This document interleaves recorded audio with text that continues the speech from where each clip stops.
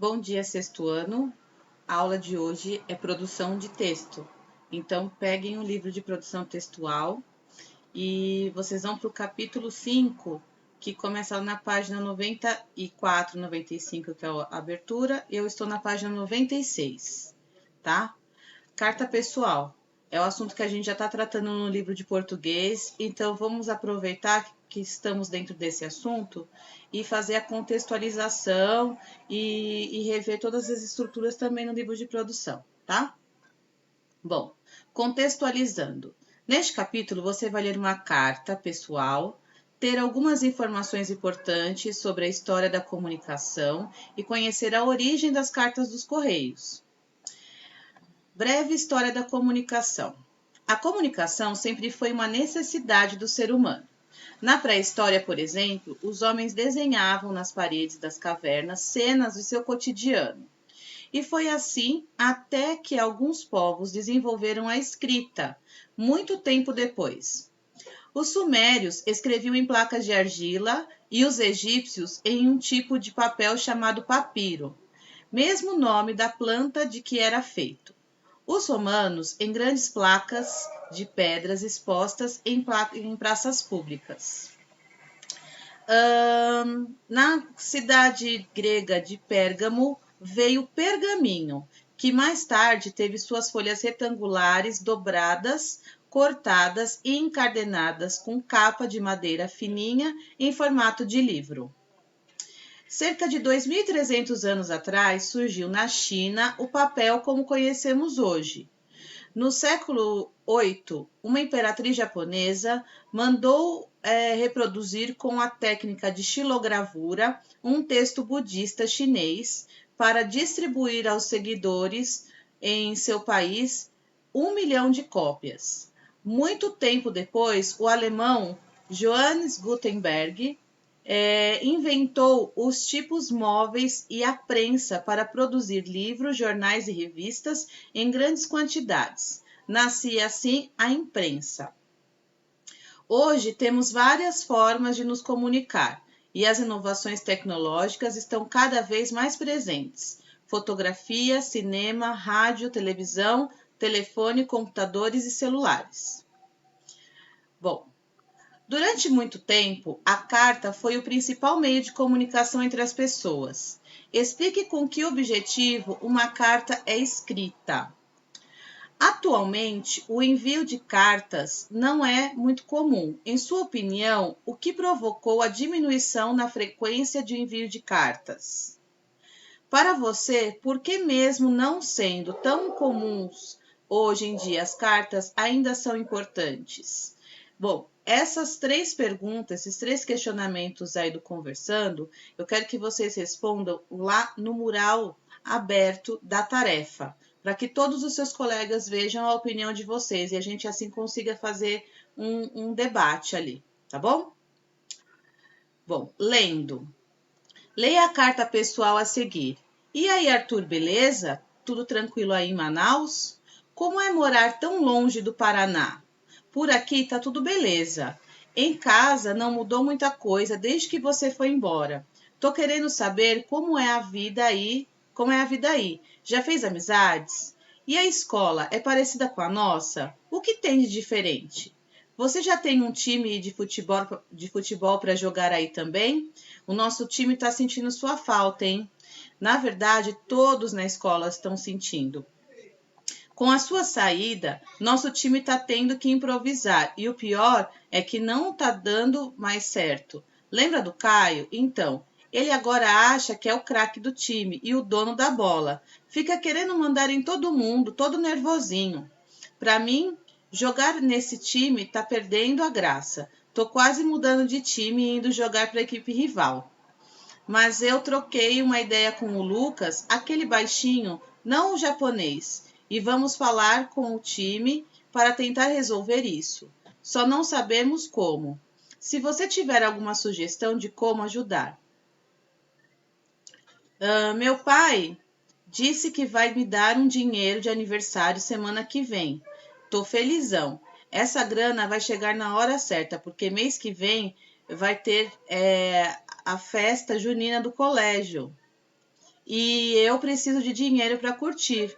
Estão comentando que vai ter até touro mecânico, coisa bem maneira mesmo. Tô a fim de chamar a Lu para ir comigo. Lembra dela, né? Aquela de aparelho nos dentes que sempre estava vendo nossos jogos.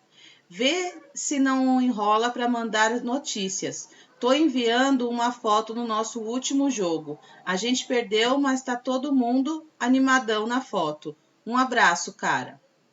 Miguel, Curitiba, 17 de maio de 2017. Bom, essa carta, né, ela começa de uma forma um pouco diferente do que a gente viu lá no livro de português, né? Que as cartas que a gente viu começavam com a data, o lugar, né? Depois vinha o chamamento, eu tenho o chamamento aqui. E no final sua assinatura. Ele inverteu, né? Aqui na carta. Ele colocou a data e o local no final. Também pode, tá? Mas o mais comum é a data em cima e o local em cima. Local e data na parte superior. Tudo bem? Bom, feita a leitura, vocês vão fazer o compreendendo. Então, as que tem o balãozinho são perguntas orais. Aí essas vocês podem me responder lá no comentário privado, tá bom? Comenta lá, faz no comentário privado.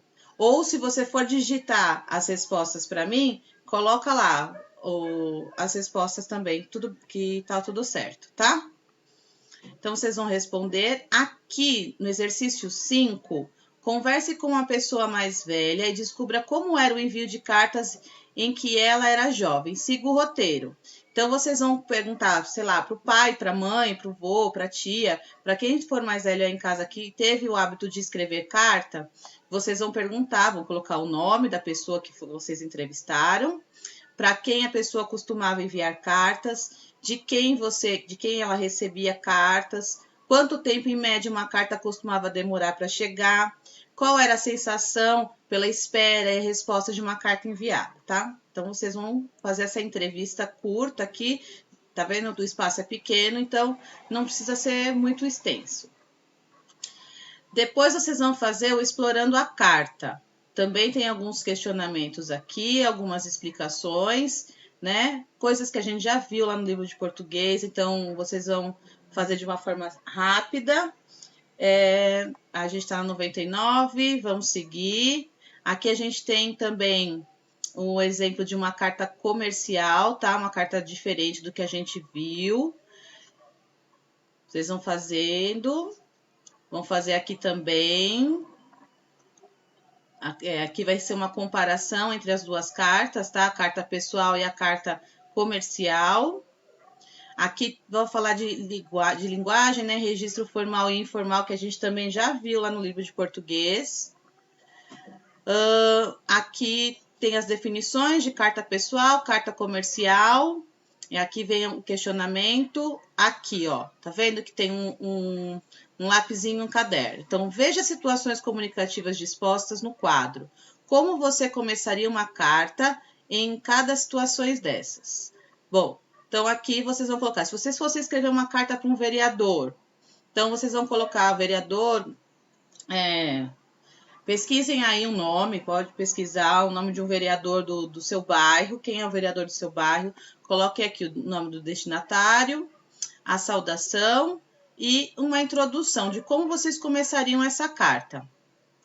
E aqui para um colega, tá?